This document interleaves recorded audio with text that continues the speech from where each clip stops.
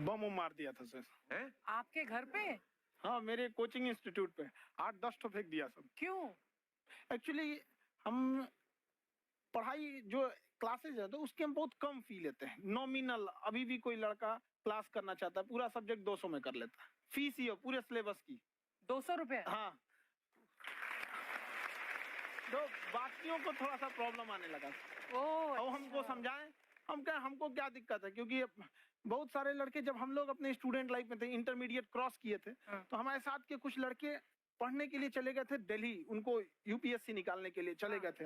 हालांकि जो गए थे उनमें किसी का नहीं हुआ। तो हम लोग ना उनको जब स्टेशन छोड़ने आए थे, बड़ा भारी मन से हम लोगों ने विदा किया कि इन लोग के गार्जियन कितने पैसे वाले, इन्हें भेज दिए वहां, हम लोग के नहीं भेज सकते थे। तो ऐसे लाखों स्टूडेंट है जिनके गार्जियन नहीं भेज सकते। इनका मतलब गरीब होना कोई अपराध नहीं है, उसे कोई पढ़ाई से नहीं रोक सकता। बिल्कुल।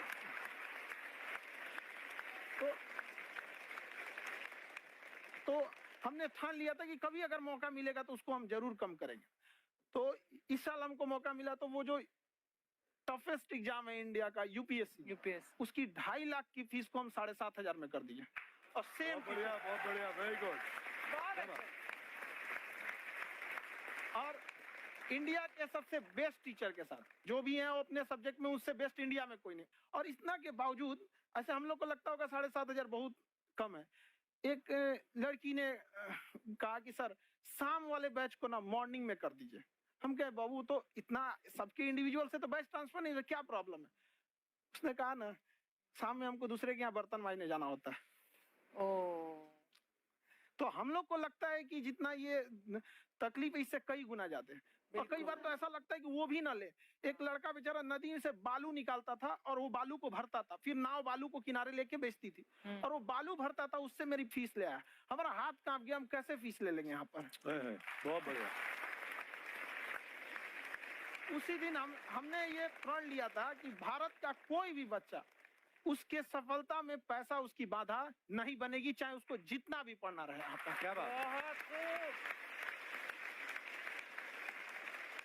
और अर्चना जी, मैं इनके बारे में एक बात, खान सर आपके बारे में मैं एक बात कहना चाहता हूँ। इनका जो स्टार्टअप है ये बूटस्ट्रैप्ड है। अच्छा। मैं साधारण भाषा में बता देता हूँ, ये सेल्फ फंडेड है।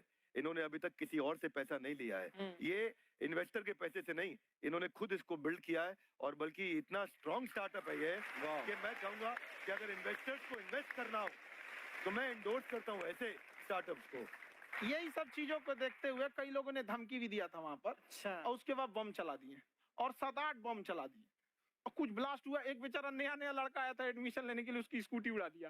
वो आया था, कहा कि सर हम तो पढ़ने आए थे, हमारा स्कूटी उड़ गया।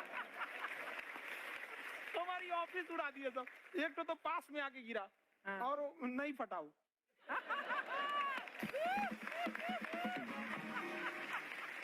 बाद में बहुत सारे लोग धमकियां दिए, लेकिन कहते हैं ना सूरज कितना भी तेज चमक ले समंदर नहीं सुखा सकता। वाह वाह वाह, क्या बात है।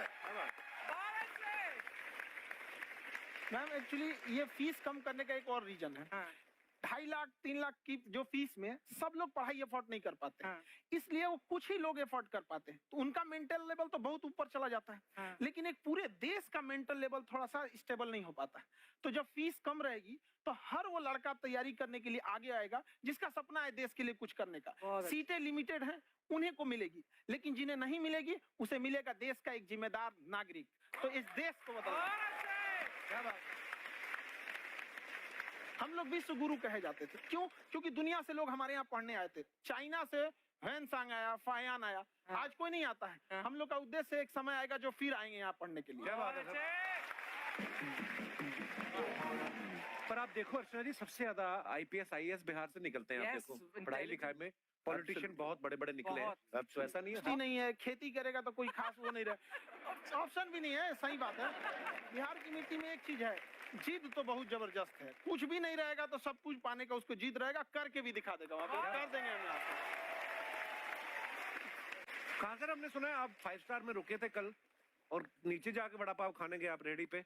एक्चुअली क्या है ना कि वहाँ जो चीजें सीखने को मिलती है ना, खाली पेट और खाली जेब इंसान को जो सिखाते हैं वो किसी यूनिवर्सिटी कॉलेज में नहीं सिखाया जा रहा। और गरीबी बड़ा बेशरम चीज होती है। तो कहते हैं कि मौत भी तू जल्दी आया कर गरीब के घर में। कफन का पैसा भी खर्च होता है दवाइयाँ खरीदते खरीदते। हाय हाय हाय, क्या बात है। और खान सर की खासियत ये है कि जिसको तो पढ़ना है, जिसको एजुकेशन चाहिए, वो तो इनका वीडियो देखते हैं, लेकिन वैसे भी कई लोग, जैसे अर्चना जी बात करी थी, कहती मैंने जब देखना शुरू किया तो मैंने बैक टू बैक इतने सारे वीडियोस देखे, क्योंकि आपका जो तरीका जो बोलने में, एक तो इनकी जो टोन है पढ़ाने में, और साथ साथ में जो ह्यूमर आता रहता है, तो उसकी वजह से और भी इंटरेस्टिंग हो जाते हैं आपके वीडियोस। शुरुआत में हम लोग जब स्टूडेंट लाइफ में थे, या हम कई स्टूडेंट को भी देखते हैं, वो बेचारे जब थक जाते हैं तो आपका शो देखने लगते हैं। तो शुरू में हमको लगता था जब इसमें कि अरे ये हमारी पढ़ाई उसके लिए है, लेकिन पढ़ाई में थक जाता है, शो देख के नहीं थक जाता है। तो हमने सोचा दोनों को मिक्स कर देते हैं। तो हमने उसको, और आज आपको पता नहीं, हमने भी यही किया है। मिक्स करने। हमारे एजुकेशन सिस्टम में दो कमी है, एक एजुकेशन की, दूसरा सिस्टम की।